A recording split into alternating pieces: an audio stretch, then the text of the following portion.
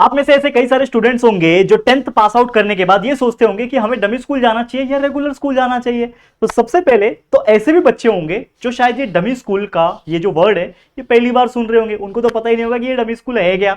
और जो लोग को पता है ऑलरेडी उनको ये प्रॉब्लम है कि सर समझ में नहीं आ रहा है कि डमी स्कूल चूज करना ज्यादा बेटर ऑप्शन है कि रेगुलर स्कूल जाना ज्यादा बेटर ऑप्शन है, क्या करे सर समझ में नहीं आ रहा, क्यों ना इसके ऊपर आप एक क्लैरिफिकेशन वीडियो बनाएं। तो दोस्तों आप लोग अगर कुछ डिमांड करो हम पूरा ना करें, ऐसा हो ही नहीं सकता। तो one of the most important topic for 11th standard student जो 10वीं पास आउट कर लेते हैं लेकिन उनके माइंड में कंफ्यूजन होता है, तो आइए इन कंफ्यूजन को हम दूर करते हैं इस वीडियो के थ्रू। तो शुरू करते हैं इस वीडियो को। नमस्कार दोस्तों, मैं हूं राहुल जयसवाल एंड स्वागत है आप सभी का हमारे इस यूट्यूब चैनल JR कॉलेज में।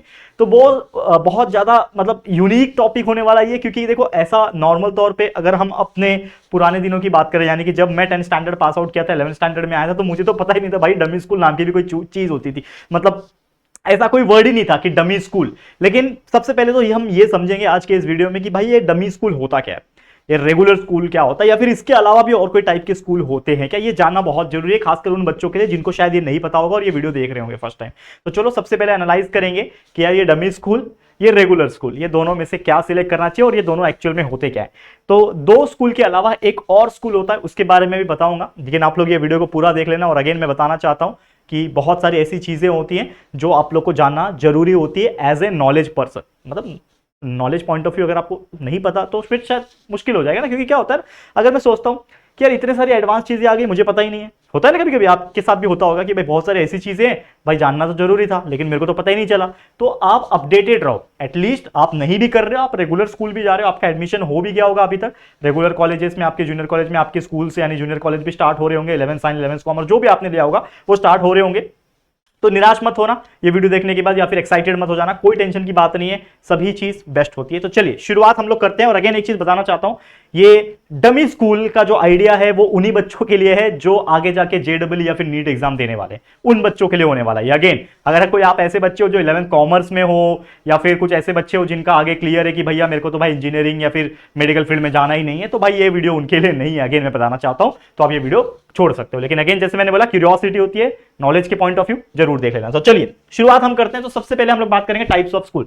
तो जनरली देयर आर, देखा जाए तो बहुत सारे टाइप के स्कूल होते हैं, लेकिन आज के इस वीडियो में हम बात करेंगे पहला रेगुलर स्कूल, दूसरा डमी स्कूल, और एक और स्कूल है जिसको हम लोग बोलते हैं डिस्टेंस स्कूल या फिर ओपन स्कूल हम लोग बोलते हैं। ठीक है, तो चलो शुरुआत हम लोग करेंगे हमारे रेगुलर स्कूल से। अब रेगुलर स्कूल होता क्या है भाई, अब तक 10वीं में आप जो पढ़ते आ रहे हो that is nothing but your regular school. सुबह 7 बजे जा रहे हो, दोपहर में 12 बजे आ रहे हो, रेगुलर स्कूल। स्कूल जा रहे हो, पढ़ाई कर रहे हो, होमवर्क मिल रहा है वहां पे, अटेंडेंस हो रहा है आपका daily, that is regular school. ठीक है, असाइनमेंट्स लिखने के लिए दे रहे हैं, होमवर्क लिखने के लिए दे रहे हैं, आपके नोटबुक्स चेक हो रहे हैं, आपके कॉपियां चेक हो रही है, आपके first unit test second unit test exams हो रहे हैं, सब कुछ प्रॉपरली हो रहा है, that is your regular school. मतलब अब तक आप जो स्कूल से पढ़ते आ रहे थे, जैसे जिस तरीके के स्कूल से पढ़ते आ रहे थे उसी को बोलते हैं रेगुलर स्कूल। समझ में आ गया? रेगुलर स्कूल में तो कोई दिक्कत नहीं आपको, लेकिन क्यूरियोसिटी आपके अंदर ये होगी कि सर ये डमी स्कूल क्या है। तो डमी स्कूल का मतलब आपको समझाता हूं। देखो नाम में है डमी, अब डमी का एक्चुअल में मतलब होता है किसी चीज का प्रोटोटाइप या फिर डुप्लीकेट हम लोग बोल सके।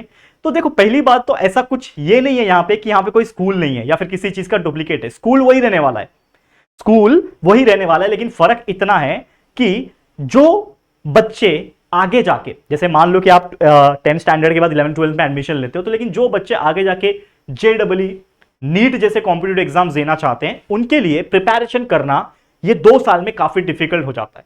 तो मान लो कि अगर आप एक ऐसे स्टूडेंट हो जिसमें 11th स्टैंडर्ड में एडमिशन ले लिया, मान लो साइंस में एडमिशन लिया, साइंस स्ट्रीम की बात होगी यहां पे, तो 11th साइंस में एडमिशन ले लिया, आप 11th साइंस पूरा साल पढ़ोगे।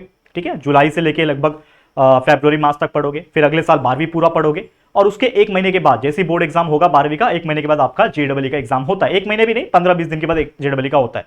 मतलब कहीं ना कहीं आपको 12th का बोर्ड एग्जाम भी बहुत ज्यादा मेहनत करके पढ़ना है, रेगुलर स्कूल जाके, रेगुलर क्लासेस जाके पढ़ना है। ठीक है, और साथ ही में आपको अपना कॉम्पिटिटिव एग्जाम भी देना है, और ये 2 साल में दोनों को साथ में मैनेज करना बहुत डिफिकल्ट होता है। एक एग्जांपल से समझाता हूं आपको, जैसे कि मान लो कि आपके पास टाइम है, आप सुबह उठ रहे हो 6 बजे, ठीक है, 6 बजे उठ रहे हो, 7 बजे से लेके आप 1 बजे तक क्या जा रहे हो, स्कूल जा रहे हो। ठीक है, उसके बाद 1 से लेके 2 आप थोड़ा सा रेस्ट कर रहे हो, फिर 2 से लेके आप 5 बजे तक क्लास जा रहे हो, ट्यूशन क्लासेस जा रहे हो।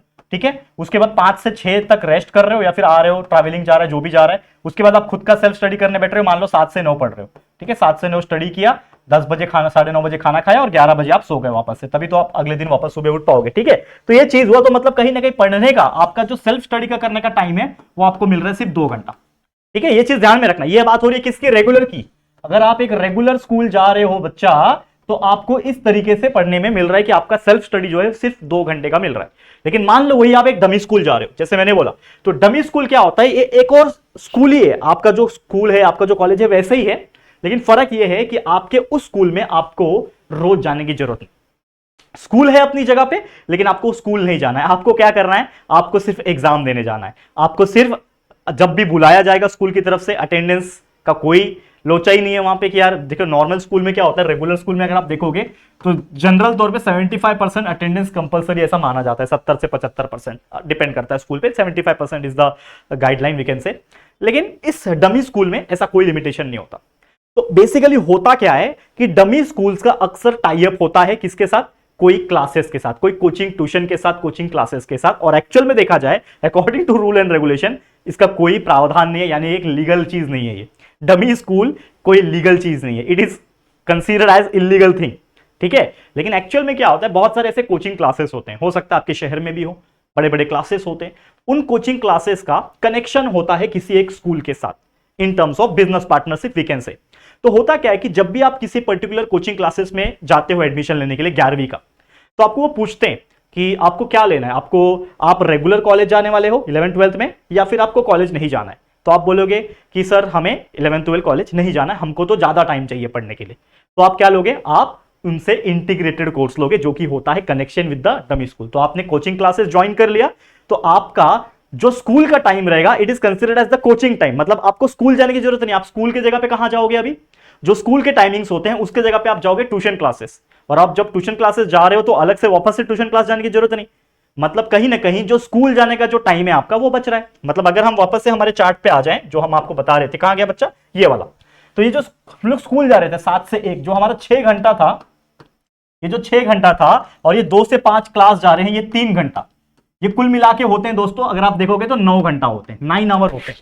तो अगर आप नॉर्मल डमी स्कूल जाते हो तो आपको स्कूल तो जाना नहीं है, तो मतलब 6 घंटा सीधा सीधा माइनस करो, मतलब सिर्फ और सिर्फ क्लासेस जाना है, जो कि हो सकता है 3 घंटे से ज्यादा हो, स्कूल के जैसा टाइम हो, 5 घंटा हो, 6 घंटा हो। लेकिन अगर आप 6 घंटा भी अगर आप पकड़ के चल रहे हो, तो इसमें से 6 घंटा माइनस कर दो तो भी आपके पास एक्स्ट्रा 3 आवर मिलते हैं। और ये 3 आवर इस 2 घंटे में प्लस कर दोगे तो आपको सेल्फ स्टडी करने का 5 घंटा मिल रहा है दिन का।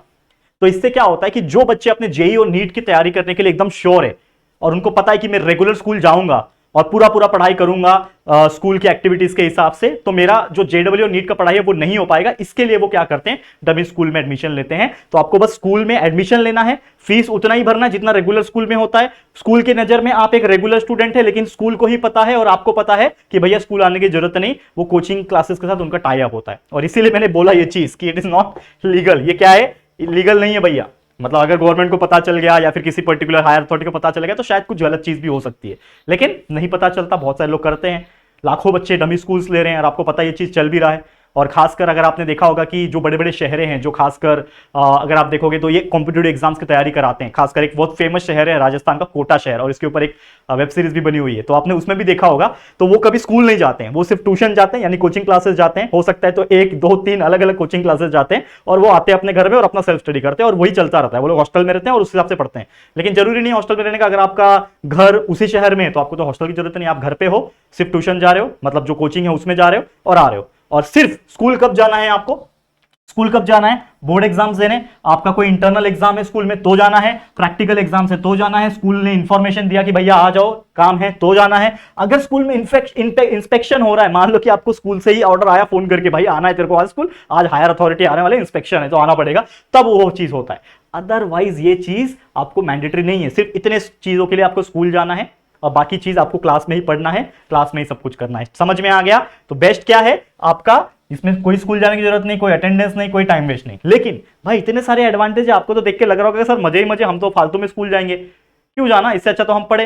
लेकिन मेरे को एक बात बताओ, अगर किसी चीज का एडवांटेज है तो डिसएडवांटेज भी होना चाहिए। तो डिसएडवांटेज है, जैसे मैंने बोला इट इज नॉट लीगल, लेकिन इसका मतलब ये नहीं है कि आपको वो 12वीं अगर आप करते हो उस स्कूल से जो कि डमी स्कूल है, पर डमी नाम का कोई चीज तो है नहीं, वो तो स्कूल ही है, तो आपको 12वीं का सेम एज ए एग्जाम देके 12वीं का सेम रिकॉग्निशन मिलेगा जो नॉर्मल स्कूल से मिलता है। मतलब 12वीं आप पास हो जाओगे, 12वीं बोर्ड एग्जाम देने के बाद आपने 12वीं पास कर लिया, ऐसा जो डिग्री आता है, सर्टिफिकेट आता है, जो भी आता है वो रियली आता है, मतलब कोई ऐसा प्रॉब्लम नहीं है। दूसरा, बट प्रॉब्लम क्या है, there is no college life if you want to enjoy your college life. Life एक ही बार होती है, लाइफ एक ही बार मिलती है। तो आपको लगता है कि यार अगर मैं 11वीं 12वीं यानी 16-17 साल का जो उम्र है आपका, इसमें अगर आप कॉलेज लाइफ को एंजॉय करना चाहते हो तो शायद डमी स्कूल जाना आपके लिए सही नहीं है, क्योंकि अगर आप कॉलेज लाइफ अभी नहीं एंजॉय करोगे तो क्या बुढ़ापे में करोगे, कब करोगे। तो college life is very important, मुझे ऐसा लगता है। बहुत सारी चीजें आप दोस्तों से सीखते हो, बहुत सारी चीजें आप जमाने से सीखते हो, टीचर से सीखते हो, तो वो चीज शायद आपको ना मिले। लेकिन ऐसा नहीं है कि डमी स्कूल में ना मिलेगा, डमी स्कूल में मिलेगा।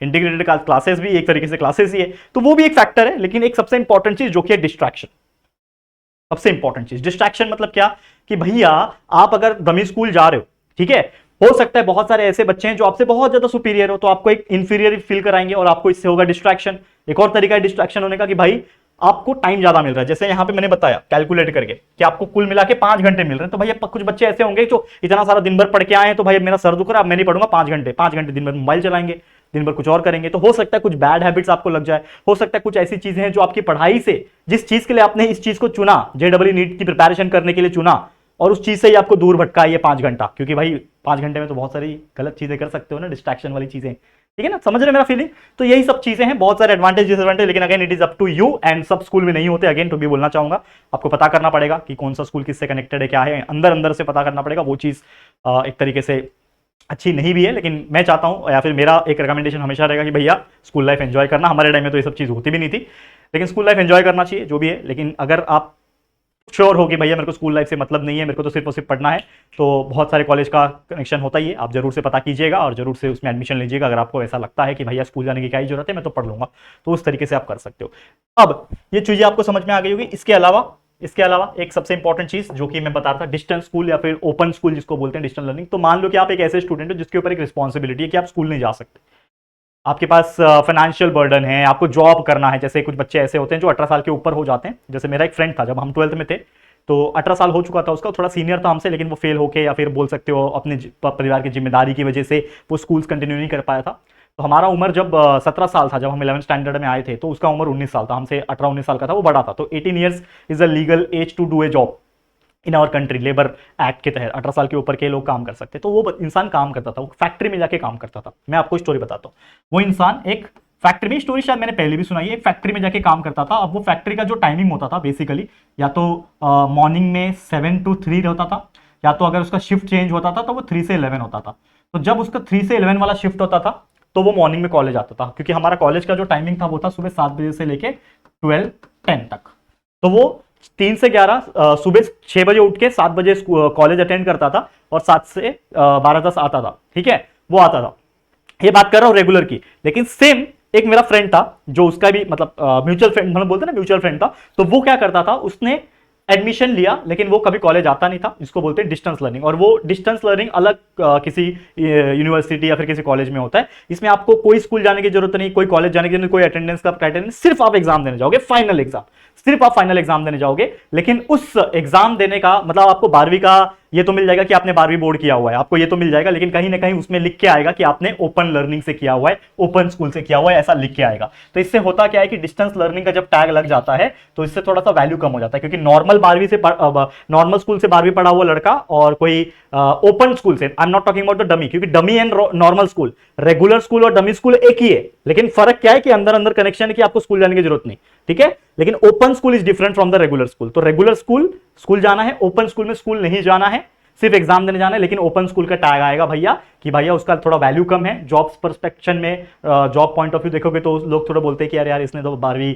ओपन डिस्टेंस से किया, लर्निंग एजुकेशन किया, ओपन स्कूल से किया। तो ये सब चीजें होती है।